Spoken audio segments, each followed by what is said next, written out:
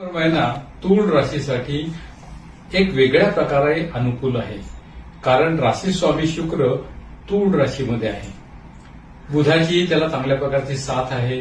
रवी जरी नीचेचा असला तरी तो वेगळ्या प्रकारे त्याला मदत करत असतो.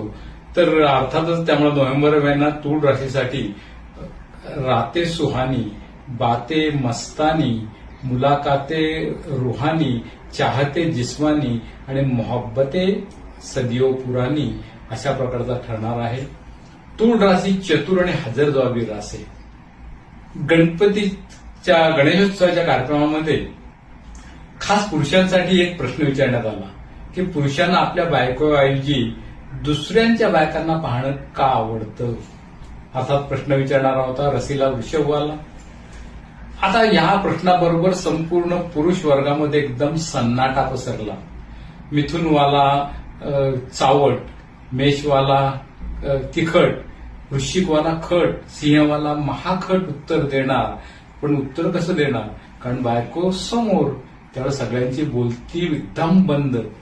एवढ्यात हजीर जबाबी तूळवाला उभा राहिला आणि तो म्हणाला की पुरुषांना दुसऱ्यांच्या चुका पाहणं फार आवडतं, म्हणून ते दुसऱ्यांच्या बायकांकडे आवडीने पाहत असतात. तूळवाल्याच्या हजीर जबाब उत्तरावर तुम्हीच नाही तर मी सुद्धा टाळ्या वाजवतो.